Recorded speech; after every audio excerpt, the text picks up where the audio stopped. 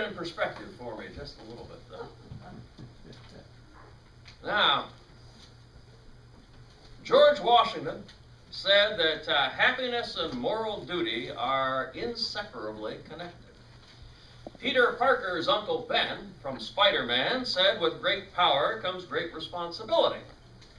And the lawyer to Jesus said, in our verse today, and who is my neighbor? Trying to put things in brackets. Every day we have a choice. We can be cruel, calloused, or compassionate in our hearts and in how we deal with others. And it impacts ourselves, the choices we make. It impacts our community. It impacts our church community. It impacts our nation. It impacts the world. That may seem like I'm exaggerating, but no. Truly, it does, and you'll see that. I need to give you a little backstory. We're dealing with our last superhero for the summer, and this is Peter Parker, who would become Spider-Man. Now, Peter starts out as a physically weak individual who's absolutely brilliant. He loves to read. He's a teenager in high school at Midtown High. And he comes from a poor family. He lives with his Uncle Ben and his Aunt May.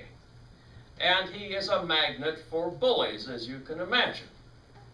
But he attends a science exhibit. He's very interested in the sciences. And remember, this is written back in the 60s, and remember how they felt about radioactive anything back in the 50s and 60s. And so Peter Parker is bit by a radioactive spider. And no, he doesn't become gigantic and stomp all over the landscape. He doesn't become some monster. Instead, he gains the strengths and abilities of a spider. Fortunately, not putting up webs and eating flies. No, but he can climb walls, he can climb ceilings, he can detect danger coming with a spider sense. Or a spidey sense, if you're being informal. And at first, he uses this power with a cruel heart. He uses it for selfish purposes. He uses it, he says, this is my ticket for fame and fortune and power. And he decides to do something that a teenager would do to get those. I am going into pro wrestling. Not what you expect for somebody who's been bitten by a radioactive spider, but that's where he actually gets his costume. It's going to become his wrestling costume. And he's going to make a fortune with his newfound strength. And that decision changes Peter Parker's life forever. But we'll return to that. I'm leaving you with a cliffhanger. Now, a little backstory about our lawyer in the Good Samaritan scripture reading. Our lawyer is peeved. He is upset because he has heard something that Jesus had said to 70 of his own followers. Jesus had told them, after they had divided up 2 by 2 and gone into all the towns in the area and spread the good news about Jesus and what the kingdom, the incoming kingdom of God, and they came back together and they were joyous and they told Jesus this wonderful thing that had happened, all the people that had received them well. And Jesus was joyous along with them, and he said, today you have had your names written in the books of life. Today you have secured your place in eternity. And the lawyer has overheard this, and the lawyer is not happy, because the lawyer has followed all the rules of the people of Israel all of his life, and he has no guarantee of his place in eternity, and it upsets him. These guys just went out and talked in a couple of communities for a couple of days, and wow, they've got their place. So he stands up and he asks Jesus, what must I do to secure my place in eternity?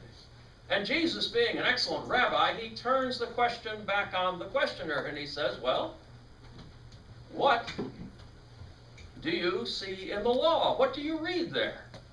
And the lawyer thinks about it for a second and then ends up answering his own question. He says, you shall love the Lord your God with all your heart and all your soul and all your strength and all your mind. And he thinks about it a little longer and he adds a coda to that, and your neighbor as yourself. And Jesus approves of his answer. You have answered correctly. Do this and you shall live. But that's Then the lawyer starts to think of the magnitude of what that is. And he's a lawyer, so he wants everything written in little boxes. He wants to know the parameters of what needs to be done. And so he says, well, thinking about it a little longer, he says, and who is my neighbor? And what he's hoping for is basically from the Old Testament book of Leviticus, chapter 19, verses 17 through 18, your neighbor is your kin. Your neighbor is any of your own people. So it kind of it's something he's already doing. He says, so who is my neighbor? And that's what the answer he's hoping he'll get from Jesus. But instead, Jesus goes into a story. Jesus goes into a parable about hearts that are cruel and callous and compassionate. And I'm going to leave you with another cliffhanger there. Well, it's fun. So, the night that Peter Parker tries out the whole wrestling gig, he found an advertisement. It says, you get $3,000 if you can stay in the ring with our champion for 3 minutes and beat him. Well, Peter Parker goes into the ring. He gets the job done in 2. Ha! He's ready for his $3,000. He gets out of the ring. And we'll get back to that. We'll get back to that. Later that same evening. Well, no, he witnesses a robbery. I can give you a little bit more. He's supposed to have been paid. The guy's a little crooked. And right as he tries a crooked deal on him, in bursts a thief with a gun. It says, give me all your money. And the money is handed over. And Peter Parker does nothing. He lets the guy leave. Well, later that same evening, Aunt May and Uncle Ben's house is broken into by that same robber that he could have stopped with the same gun. And he demands money of the family, and Uncle Ben steps in front of Aunt May and he says, there's no money here for you to have. And it's truth, but he doesn't believe it. And in his anger and his frustration and his greed, he shoots Uncle Ben. The thief runs away. A man of cruel heart, with no concern for others, whose only God is money. So, and we see examples of villains with cruel hearts every day. We see this on the news. We know well that this still happens, that this isn't just a thing of story. We look into the Bible and we see it back all the way to Cain and Abel, the very first murder that takes place. We see it with thieves along the road from Jerusalem to Jericho, who hide in caves in the dark, the dark caves that are as black as their hearts in their cruelty, and they wait there for individuals to come along by themselves, people they can easily beat, people they can easily overpower. And sure enough, this is what happens. And they take this traveler who's traveling all by himself, and they beat him senseless. And then they do a terribly cruel thing. In the Bible, it tells you never take someone's cloak, their coat. Clothes were hard to come by back in the day. Very few people had more than one set. And that cloak, that coat, was also their blanket for the night. A person could freeze to death without that. Well, they strip him of all of his clothes. They don't. They are cruel people. And they leave him for dead. And there's a question for all of us. Will we be cruel in this life? Or the question that comes after that, if we're not so cruel, are we callous? Are we callous enough to ignore the beaten man by the side of the road? Can we ignore cruelty when we see it happen? President John F. Kennedy, we're heading for the 4th of July, so we'll get presidents involved in this. He has a quote that's actually attributed to a pastor, which I found interesting, Charles F. Aiken. And he said, all that is necessary for the triumph of evil is that good men do nothing. Let's say good men and women. Peter Parker, spider bit but not yet Spider-Man. He wrestles for that $3,000 prize. But the crooked promoter cheats him, saying, you did it in 2 minutes. You actually messed everything up for me. I'm giving you $100. You better get out of here and be grateful for it. Shoo, shoo. And Peter's angry about this. He said, look, I need the money. And the promoter sneers back at him, I missed the part where that's my problem. So, immediately the thief bursts in and demands the money. And he makes his escape as Peter just stands by the wall with his arms crossed.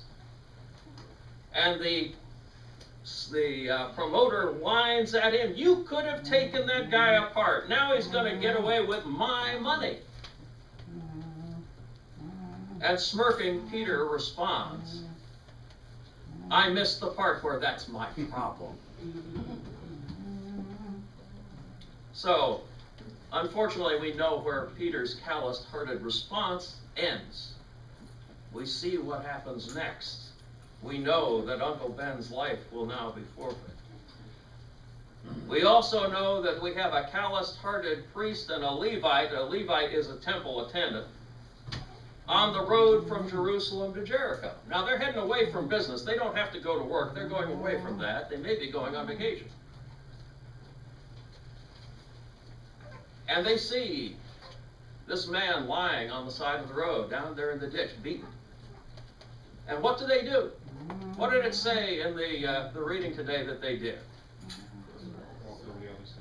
Yeah, that's right. They didn't just walk past him. They didn't ignore him. They went all the way to the other side of the road to walk past him. I don't see that. And there's a reason for this. They were hiding behind the letter of the law. Jesus was always having problems with religious leaders who hid behind the letter of the law. He says you're supposed to live by the spirit of it, not the letter of it. And what they were hiding from was impurity. They said, you cannot touch a corpse. You cannot go near it. Your shadow can't even touch a corpse, or you are impure for 7 days. They didn't want any part of that. They didn't know if the guy was alive or dead from where they were standing. So they made sure they went all the way around on the other side of the road so they couldn't find out. So their shadows wouldn't even touch them. Even though they weren't going to go to work in the temple, even though their impurity wouldn't impede what they were doing, they chose to ignore him and go by on the other side. The man looked dead. They weren't going to get any closer and find out. Like Peter, they said to themselves, this is not my problem. They had calloused hearts, and they walked on. In the culture today, with our 24/7 news cycle, we can become desensitized to the things that are happening around us. We can have calloused hearts against the cries of distress that come from our neighborhoods, that come from our nation, that come from around the world. From the desperately poor, from the hungry, from the food insecure kids who dread summer vacation because they don't get breakfast and lunch at school. From the millions who are trafficked into slavery every year, from kids who are dying of preventable diseases, from those who suffer after natural disasters, and we can go on and on. John F. Kennedy speaks to this again. He says, the hottest place in hell are reserved for those who during times of moral crisis do nothing. Peter did nothing. Uncle Ben died. The priest and the Levite did nothing. An innocent man nearly died. Now, this would be a terrible sermon if I left it right here. You would all be leaving very depressed. Fortunately, we go on. Peter reflects on what Uncle Ben had to say to him, on his teachings about great power and great responsibility, and Peter now agrees with his uncle. He understands the wisdom of what he had to say. He learned from the impact of cruel and callous hearts, what those hearts, how they behave and how they impact the innocent of the world. And he becomes a hero with a compassionate heart. Peter's callous heart has been softened by grief, and he becomes the friendly neighborhood Spider-Man, defending the weak, defending the innocent, combating those of cruel hearts who show up in so many wild forms as only comics can do. Defends against all of that. And he places his life on the line to do so. That's the depth to which he's willing to go, now that his heart has been softened. And by what he did, he would impact other people. They would see his example, and their hearts too would be softened. They would behave differently because they saw him in action. And we see that the work of a compassionate heart is in action in Jesus' peril. The victim's religious leaders have ignored him as he lies dying on the side of the road. But now along comes an individual, extraordinary individual. I want you to think now of the most feared people you can imagine. The people that are so unlike you that you're scared of them. You would never go into where they live. You would never want to be around them. That's who this person is. That's why Jesus chose a Samaritan for this story. This is a people that is almost like the people of Israel. They're very close to them. But they hate each other. And they hate each other in part because the Samaritans decided a temple to God should be built on one of their mountains rather than just the one in Jerusalem. And the Israelites were so incensed by this, they roared into the Samaritans' country and they burned that temple to the ground. And they hated each other ever since. Hundreds of years of hatred between them. A Samaritan woman observed to Jesus, she said, you know, Jews do not share things in common with Samaritans. Nothing. Yet here we have a Samaritan traveler going down the road.